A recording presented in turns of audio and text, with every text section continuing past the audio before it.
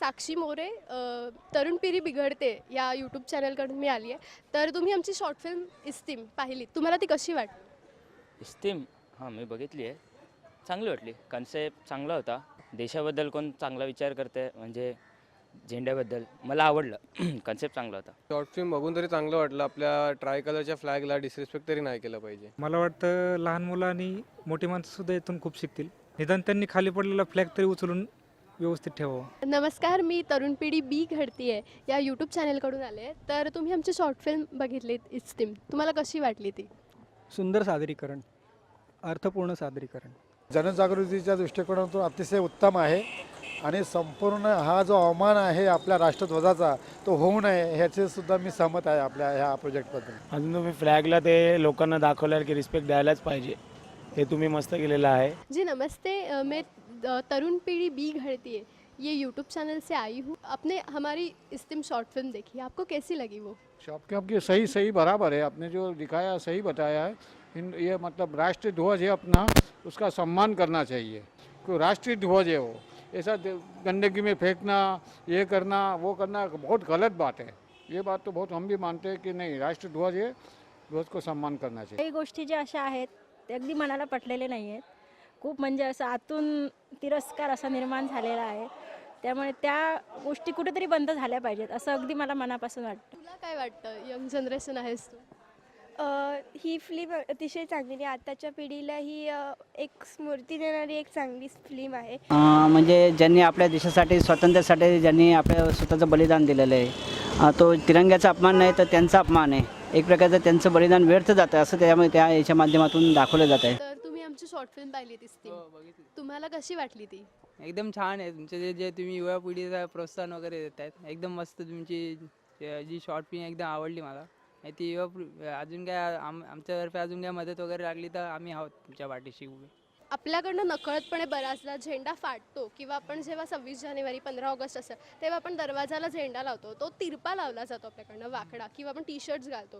तर ते योग्य आहे की अयोग्य? अयोग्य आहेच. शिवाय याच्यावर इतका मोठा उपाय व्हायला पाहिजे की कुठला तरी कायदा निर्माण व्हायला पाहिजे. टी शर्ट्स घालतो आपण, तर तुमच्या मते काय ते योग्य आहे का अयोग्य आहे? 100% अयोग्य आहे. झेंड्याचा मान राखणं प्रत्येक माणसाचं कर्तव्य आहे. म्हणजे देशातला श्रीमंत असो गरीब असो प्रत्येकाचं ते कर्तव्यच आहे की त्याने मान राखलाच पाहिजे. टी शर्ट बिशर्ट घालून देशभक्ती करता येत नाही. चांगलं कार्य करून देशाचं नाव उज्ज्वल करणं त्याला देशभक्ती म्हणतात. आपण झेंड्याला कधी आपल्या परिधान करायचं नसतं. तो झेंडा त्या जागीच असला पाहिजे कारण त्याची तीच जागा योग्य आहे. अभी आप देखेंगे कि जब हमारा 26 जनवरी या 15 अगस्त आता है तो लोग इस चीज़ को बड़े चाव से खरीदते हैं. तो उसी चीज़ को जब आप चाव से खरीद रहे हो ना, तो वो चाव ना उसको एकदम संभाल के रखो, क्योंकि वो आपका छोटा मोटा चीज़ नहीं है, वो आपके तिरंगे झंडे का. कि अगर कोई भी बाहर वाला आता है हमारे भारत देश में, तो अगर कोई देखता है ये नज़ारा कि हम अपने तिरंगे झंडे का निरादर कर रहे हैं, तो हमारा एक अलग इमेज मतलब बेकार इमेज क्रिएट होता. निश्चितच हे योग्य नाही आहे. आपला तिरंगा आपल्या भारताची शान आहे आणि आपण तिरंग्याचा मान राखला पाहिजे. ते करण्यात तरी काय प्रॉब्लेम नाही आहे, पण त्या वस्तूचा किंवा त्या गोष्टीचा आपण केअर केली पाहिजे.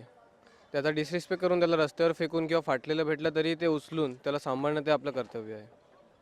आणि मग तुम्हाला काय वाटतं की जे लोक असा अपमान करतात याचा, तर त्याच्यावर काही रूल व्हायला पाहिजे का? त्या लोकांना शिक्षा व्हायला हवी आहे का? कायदा तर त्याच्यावरती आहेच, तुम्ही त्याचा अपमान करू शकत नाही. परंतु ज्या पद्धतीनं तुम्ही शॉर्ट फिल्ममधून लोकांना सांगण्याचा प्रयत्न केला आहे की त्याचा अपमान करू नका, हे अशा पद्धतीचे आणखी बरीच काही कामं व्हायला पाहिजे ज्यातून लोकांना त्याचा धडा मिळायला पाहिजे, शिकायला मिळायला पाहिजे की बाबा तुम्ही असं करू नका. त्यातून नक्कीच प्रगती होईल याच्यामध्ये आणि आपल्याला भविष्यात असे पडलेले झेंडे वगैरे दिसणार नाही. तो क्या रूल होना चाहिए आपको लगता है? तो क्या है, गवर्नमेंट को ऐसा कोई अपने इंडिया में कोई कानून का कोई मतलब ही नहीं है. एक से एक ने जाएगा तो जो होता है सब कायदे से तो कोई हो ही नहीं रहा है. एक्चुअली कानून होना चाहिए ध्वज के लिए, तो उसको पकड़ के सज़ा करनी चाहिए. सज़ा में एक बार एक दो को सज़ा होगी तो दूसरा करना भूल जाएंगे. अतिशय कडक की त्याला जामीन बिमीन नव्हतं, डायरेक्ट सजाच लागली पाहिजे.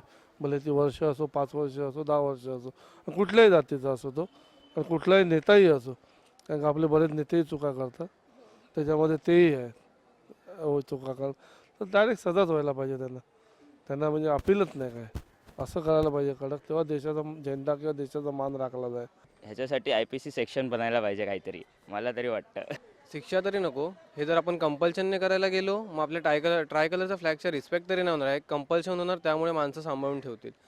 माणसांनी स्वतः ते फ्लॅग बघून त्याचं रिस्पेक्ट केलं पाहिजे. नाही, अयोग्यच आहे ते, म्हणजे ते केलंच नाही पाहिजे. आपण आदर करतो, आपण झेंडावंदन करतो, ते करावं माणसाने. आपण जनगण म्हणतो ते करावं, बॅच लावावं. आपण जिकडे इकडे झेंडा लावून झेंडा आपण एक फडकवतो, तो बाद झाला, पुरे आहे त्याला. आणि तो 6 वाजता उतरत असतो, त्याचा अपमान करायचा नसतो. तो आपण झेंडा लावतो, फेकतो, मग तो तिकडेच पडून राहतो.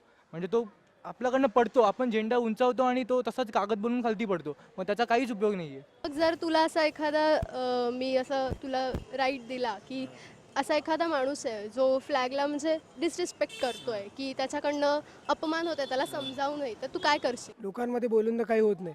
आता शॉर्ट फिल्म वगैरे एक माध्यम झालं की त्यांना त्यांच्यापर्यंत पोहोचवायचं. तर आपण जर का त्यांच्यासमोर जर का आपण काही केलं की हां झेंडे वगैरे उचलून बाजूला गेलेत, त्यांना थोडंफार काहीतरी वाटेल. को समझाना चाहिए, बाकी जबरदस्ती से तो नहीं मानेंगे वो लोग. उनको प्यार और मोहब्बत से समझाएंगे तो इंसान कोई भी हो, प्यार मोहब्बत का ही भूखा है. अगर प्यार मोहब्बत से उसको आप समझाएंगे तो सही समझ में आएगा और वो बुरा काम करना भी छोड़ देगा. वो की त्याला सांगणार की हे जे आहे हा अवमान जो आहे हा केवळ झेंड्याचाच नाही तर संपूर्ण राष्ट्राचा, संपूर्ण देशाचा अवमान आहे. असा कोणी व्यक्ती आहे जो अपमान करतोय, ज्याला आपण जाणीव करून दिली की असं नाही करायला हवं, तर तुम्ही काय कराल? त्याला जास्तीत जास्त व्यवस्थितपणे समजून सांगायचं आणि जास्तीत जास्त आपलं व्यवस्थित सांगितल्यावर पोलिसांकडे घेऊन जायचं. आपलं ते सांगायचं बाबा आता आपल्या राष्ट्रध्वज पायरी तोडणं म्हणजे आपल्या भारताचा अपमान करण्यासारखं आहे सगळं.